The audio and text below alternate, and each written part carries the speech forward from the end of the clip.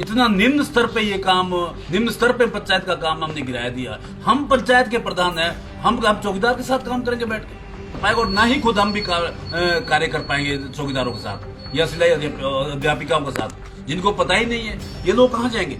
20-20 साल इनको काम करते हुए हो गए कि क्या कारण है कि भाई इनको पुरानी पेंशन में इनको शामिल नहीं किया गया। ज्यादा दिन का काम प्रभावित रहा तो हम भी सड़कों पर उतरेंगे। जो कर्मचारी वर्ग है, अधिकारी वर्ग है जिला परिषद का, मैं समझता हूँ कि सभी कर्मचारियों में सबसे ज्यादा काम अगर कोई करता है तो ये विभाग करता है। हमारा तो समय इसमें निकल गया, कभी कोरोना में निकल गया शुरू का समय, उसके बाद फिर बीजेपी भारतीय जनता पार्टी में फिर स्ट्राइक हो गई थी, आधा समय उसमें निकल गया, आज फिर स्ट्राइक पे बैठ गए हैं। जैसा कि आपको पता ही है कि पिछले कई दिनों से जिला परिषद कैडर का जो जितना भी कर्मचारी अधिकारी है वो स्ट्राइक पर बैठे हुए हैं। और पिछले मैं समझता हूँ कि 17-18 दिन शायद इस बात को हो गए हैं। मैं समझता हूँ कि किस स्तर पे इतनी कमी है, किस स्तर पे ये लापरवाही हो रही है कि सरकार का कोई नुमाइंदा ना तो बात करने के लिए आगे आ रहा है। अगर पिछली सरकार की तरह कांग्रेस गवर्नमेंट ने भी यही करना था तो फिर पिछली सरकार में और आपकी सरकार में क्या फर्क रह गया?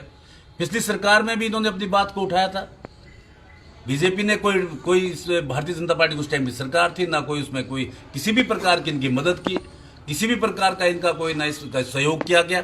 जबकि ये जो कर्मचारी वर्ग है, अधिकारी वर्ग है जिला परिषद का, मैं समझता हूं कि सभी कर्मचारियों में सबसे ज्यादा काम अगर कोई करता है तो ये विभाग करता है।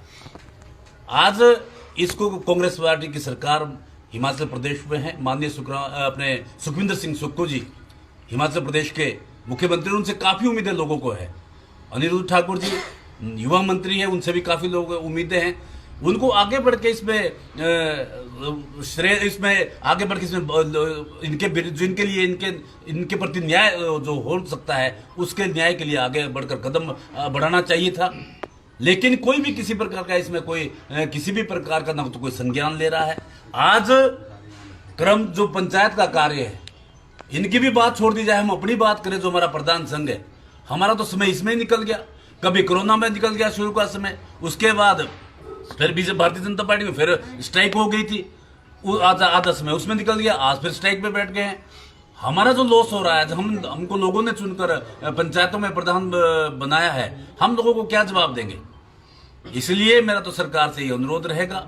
और जिस प्रकार से ये जो या तो मैं ये नहीं समझता कि जो चाहे वो सेक्रेटरी पंचायत है, चाहे वो डायरेक्टर पंचायत है, अगर वो गलत बात कन्वे कर रहे हैं माननीय मुख्यमंत्री जी को, तो मैं उनको भी बताना चाहूंगा कि आपकी जगह अगर आप सेक्रेटरी साहब, चाहे सेक्रेटरी पंचायत हो चाहे डायरेक्टर पंचायत हो, आपकी जगह अगर क्लर्क का आपका काम क्लर्क को दे दिया जाए, किसी बाबू को दिया जाए, आपको बाहर भेज दिया जाए, तो क्या आप जो आप वाला काम है वो कर सकते हैं क्या?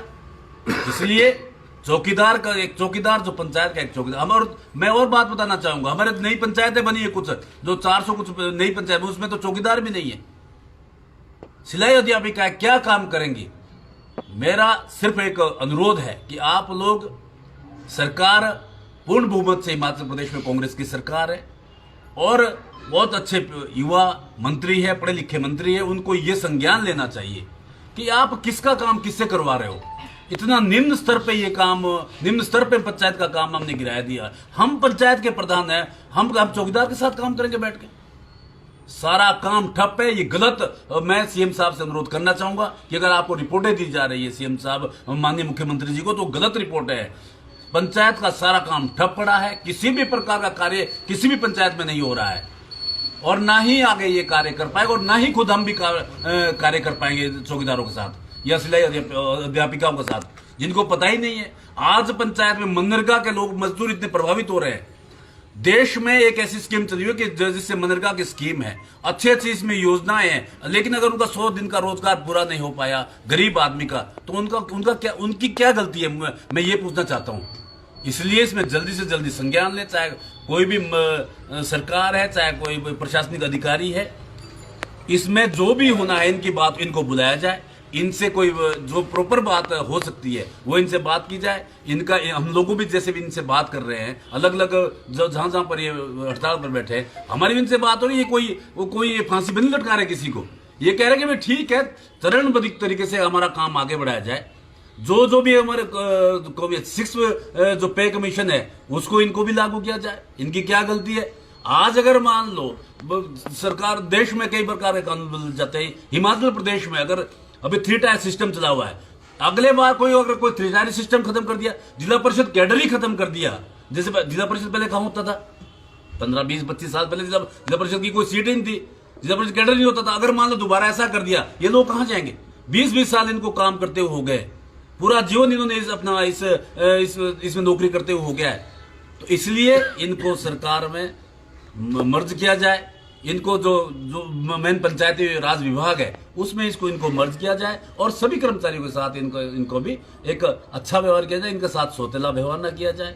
1 लाख से ज्यादा कर्मचारियों को अभी आपने ओपीएस दिया है, इनको पे मात्र 4-4.5 हजार कर्मचारी है, इनको ओपीएस क्यों नहीं दिया गया?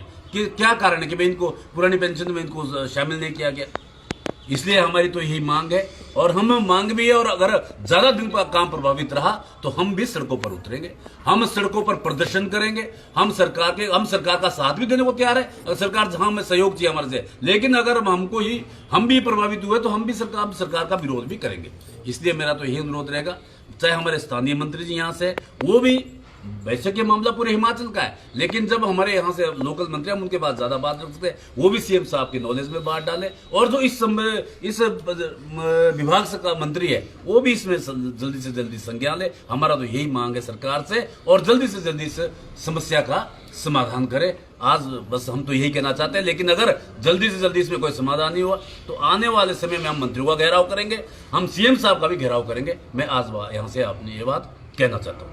त्योहार की इस सुहानी सीजन में गोयल मोटर्स नेटवर्क की सोलन और शिमला स्थित नेक्सा शोरूम में पाई इंडिया की सबसे पसंदीदा गाड़ियों पर खास ऑफर। इग्निस, बिलेनो, फ्रॉन्स, जिम्नी और ग्रैंड विटारा जैसी शानदार गाड़ियों को खरीदने का साल का सबसे बेहतर वक्त। नेक्सा का खास ब्लैक एडिशन उपलब्ध है। सभी तरह की गाड़ियों से एक्सचेंज और अपग्रेड ऑफर भी।